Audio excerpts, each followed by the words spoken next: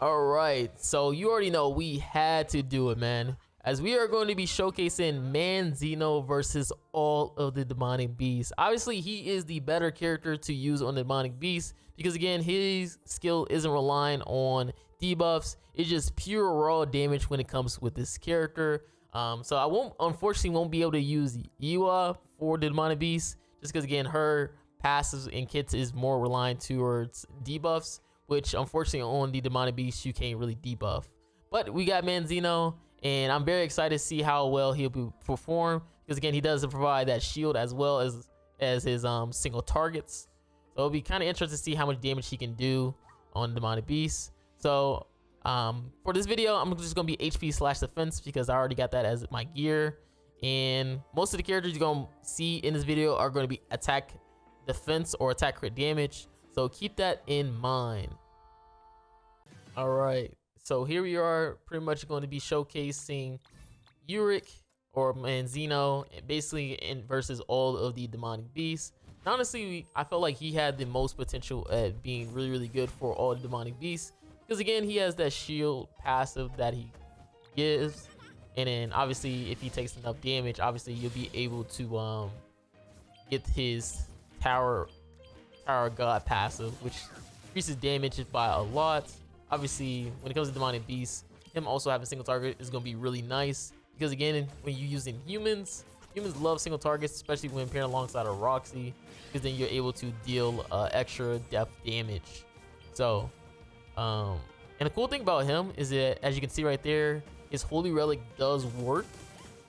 So every time you clear a phase on the demonic beast, his holy relic procs, which gives him 50% crit chance, which this character has a lot of critical damage. So that's gonna be really good for clearing a lot of these floors a lot faster, just because of the fact that you do technically get rid of the bird or the demonic beast, so it kind of counts for your passive or holy relic passive, which I was kind of surprised that it did do that, just because again the beasts don't really be gone, like it's the same thing, it just multiple phases. But I guess the game counts it as obviously a death.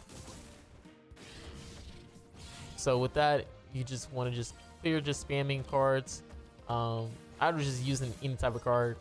I was low-key trying to save for a gold card because I wanted him to attack at the very end, but I forgot how much damage my team actually does. So with only two cards from both Lancelot and Escanor, we was able to just blast through it.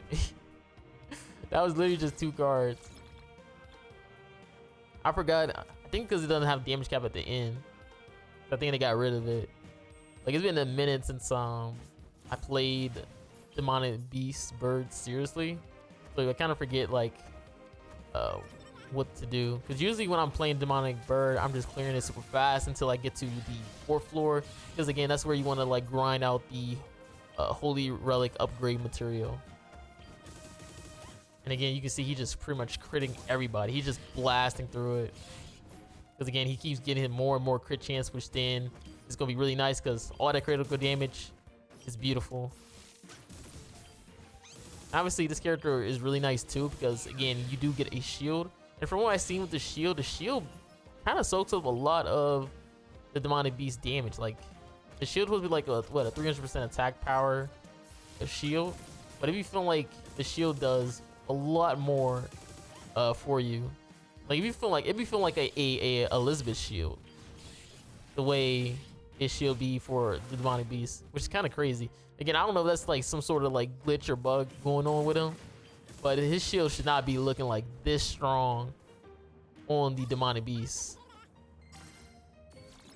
So as you're gonna be watching me clear through the floors, you're gonna be seeing that he is gonna be a great character. Again, this is only for like pretty much human mains. Obviously if you're a human main, he's definitely a good pickup, especially if you liking farming demonic beasts or you're missing like holy relic materials. Obviously you could always just stick to what you have right now, because again he is a blue character and we have Roxy and Lancelot. But if you're a person who looking for another type of DPS character that is blue, this man is really powerful. Honestly, he's really strong, surprisingly enough. And I've been really enjoying using him versus Demonic Beast. And again, it's pretty cool that with his Holy Relic, he kind of just procs as well for each phase being gone. So it's not like he can't crits. I was literally, I was wondering if I should maybe use Yua on the Demonic Beast, but I'm pretty certain her Ignites does not work on the Beast, so she'd be pretty much useless for us. So I probably won't do a Yua showcase on the Demonic Beast unless it's gonna be probably featuring like UREK alongside of her, and I probably might have to skip Nidhogg and Squirrel because all the other ones ain't like too bad, but obviously her passive is very reliant, or skills are very reliant on needing those ignites. So if you don't got the ignites, then you won't be able to perform with Yua. Like, look at those crits, man. Oh my god. And look at the damage. Look at the damage, man. Basically taking no damage. I think it might be because of all the damage reduction we have. This guy is just so amazing, man. And then once you lose a shield, you get all the damage reduction for your team for a couple of turns, which is really cool as well too. Again, very versatile character, especially if you're a person who really wants to who really struggles at clearing the Demonic Beast as well too. And then with his ultimate, he gets to re-proc up the shield as well too. So now not only do you get to get the shield multiple turns, but you get to use it at multiple times. And I kind of misplayed right there. I thought I was gonna kill, so I just clicked any card. But it's fine. Obviously, it's the deer, so you don't have to really worry about your character dying misplaying. So there's nothing to worry about right there. And again, with the Demonic Beast deer, obviously depending on what a passive you get, it'll make your run a little bit longer. Usually I hate the ult gauge reduction one, because again, with the ult gauge reduction, you can't really spam your ultimates, and that can be a little bit annoying in some phases, especially the last phase, where sometimes it's good to have the ultimate just to kind of feel that color requirement. But again, I'm really liking this guy in the PvE activity. He might be actually a very PvE god for humans right now. Like, the shield just does so much for you, provides so much support, that it's hard to like say, yo, he's bad or anything like that. And then he does so much damage too with it. So cool. Like, they kind of cooked. They kind of cooked with this character. And like I said, depending on whatever passive you get, could affect you. So because I didn't get the ult gauge reduction passive, now I can re-proc my shield up again to kind of protect my team. And you can see, like, right there, he's barely doing any damage to us, literally to my shield. And the shield lasted a very long time. And you're gonna start noticing that for majority of these Demonic Beasts, is that shield is very powerful.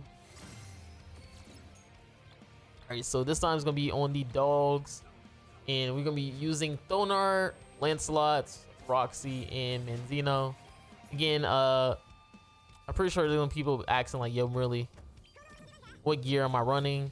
For the most part, Manzino's the only one rocking, like, well, not Manzino, Manzino and Thonar is the only one rocking HP/defense. I was thinking about having an attack set for Manzino, but I'm not gonna lie to you, man. Most of the time, you want to run like an HP set on your characters, just so you can LCC. So that's why I'm not even gonna bother with attack set. I used to do like attack sets for my characters and stuff like that, like have attack in both HP/defense. But I started to feel like that was like a waste of material, because again, if you have 2 UR gears for a collab character, what are you gonna do with the other one that you're not gonna use? Exactly, you're doing nothing with it. So it was kind of like always a waste. Like I remember I used to do that for Echidna. I had like 2 Echidnas gear set. I be feeling like sometimes I'm wasting it as well on non-collab characters. Like I have a Demon King attack crit set, an HP set on Demon King. I barely use the attack sets. I think I just gave it to a random like hawk character. That's what I was saying. Like when it comes to UR gear, you kind of want to like use your resources pretty much wisely. Because again, when I used to play PvP or play the game, I used to just give everybody gear, double the gear, and then I barely use it. Like the only time I ever use it is for like a video and stuff. And that definitely wasn't like worthwhile. Because I always ended up just like breaking down the gear for somebody else when I really needed it. Like I low-key need to do that now, like break down some of the gears that I'm not really using and then give it to somebody else. But sometimes you might need it just in case you are competing in stuff like Guild Wars, or you know, might need it as a link for top 100. It all depends. Again, it's nothing too crazy or anything like that, so I'm not really that worried about it. It's just something I just be looking at as I just realized with my account. Also, I didn't really showcase it in this video because I did it like right after this video, but I am officially C7. Like I finally finished the Lion constellation. All right. I had to build up my Liz in Fraudulent to do so, but those are characters I really don't even use, so I don't really care that I built them up. Usually you can bypass wasting Fraudulent if you kind of got the trophy characters, like what we see with Percival Grandpa, or what's that man's name? Starts with a W, Waylo, and I think Hellbro. If you had got those trophy characters, you kind of could have like replaced those characters as characters that is needed for Constellation GP. Because again, you could have just built them to level 100. But yeah, I've been waiting for this. Obviously with me, I don't really be too focused when it comes to my GP or constellations. Just because again, I'm not a person who really do like videos on top 100 or Guild Wars where those stuff are going to be really needed. But I might end up doing that now, like trying to participate in top 100 because I am C7 now, and now I can have decent CC, now CC people a little bit better, or compete against other whales like myself.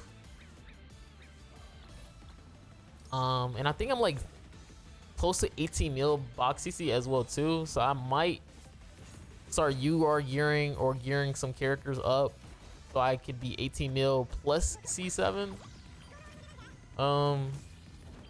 Yeah, I'm just like reaching like end game, man.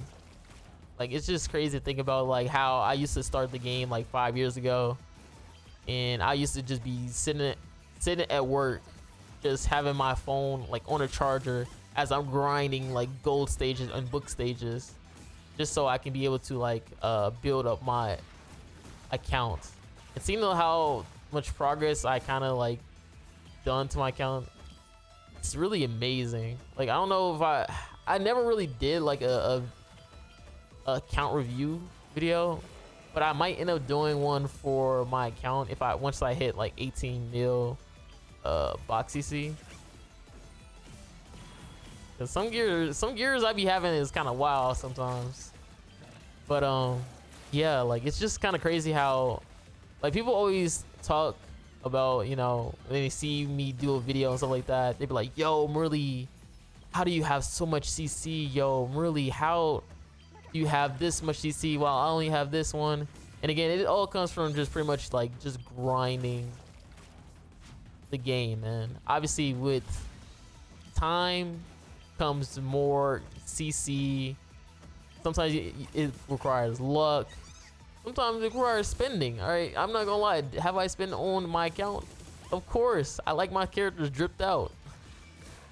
I like the latest drip on my characters and flexing. And yeah, it's just been really nice to see how my account came along in terms of like what, how long has it been in grandcross? Like 5 or 6 years and stuff like that.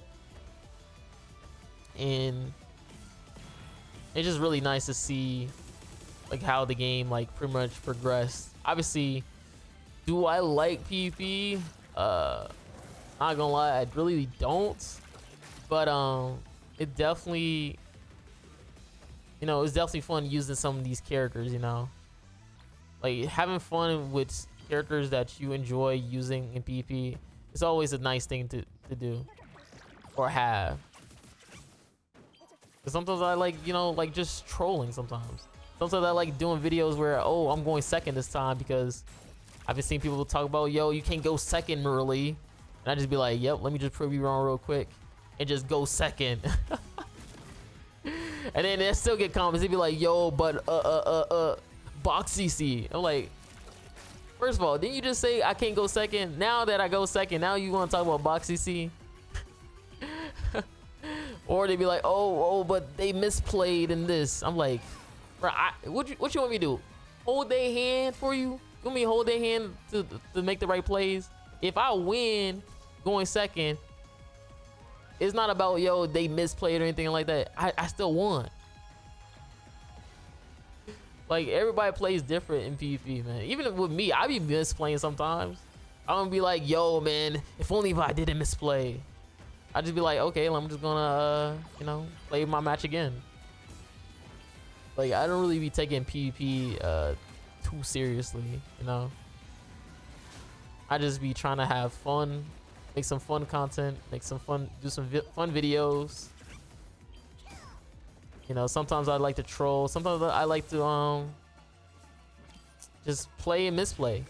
Yeah, there'd be sometimes I'll be like, yo, man, I don't want to do the right play. Maybe I want to just have some fun, do the wrong play, and see what happens. And then once I do that, all I get is like 30 comments like, yo, Marilli, why at this moment you did this and that?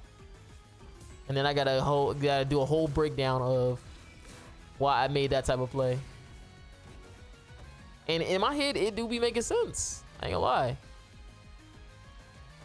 Like the way I play, like it be making sense in my head. Like I remember I was like playing with LR Bond and people be like, yo, really, why did you use your X-Store last, man? Why you didn't use it first? I'm like, because I'm going against Estrosa. And they be like, yo, but you still did a lot of damage. And I'm just sitting there like, bro. So let me get this straight. I'm gonna extort, do damage to a melee Ellie because they are the character who's taunted, and then they guess what they're gonna do right back? Heal it right back up. So even if I extort it, I wasn't going to kill. They're gonna heal it right back because they have like 100% life still. So I'd be just sitting there like, bro, so what was the point of you saying like, does it, if it matters if it's extort first or last? Because it don't. It don't matter. Like they're gonna just heal it right back up. Only thing it does is just make it look fancy that I used it first through whatever shield they had.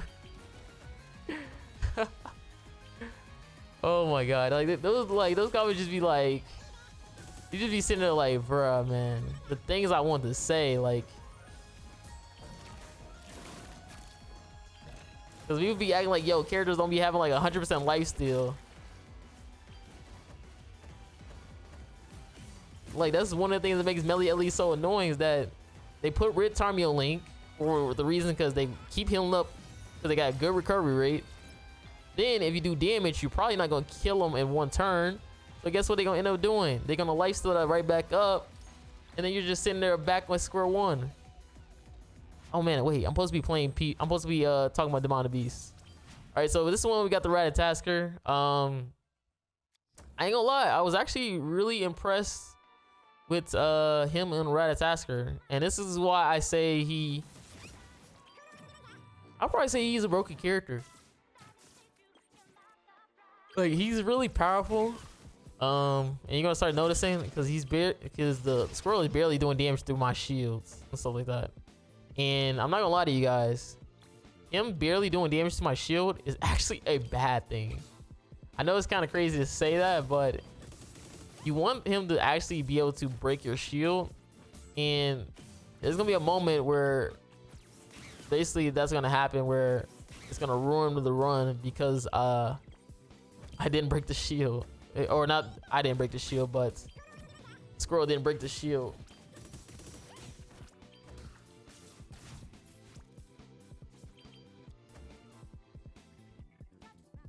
And I think that happens on stage floor 2. I wanted to try to see how he looks on floor 2. But obviously with this, you want to deal as much damage as possible. Obviously we tanking that pretty well. And again, I'm HP defense, so it's not like I'm using like attack set. My shield just going crazy right now. Like, I'm HP defense, so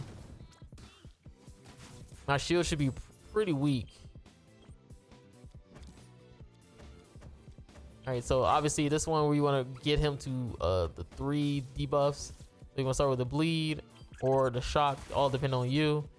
Then you want to, if you get him on the right, you want to move him to the far left, so you want to use a shock debuff.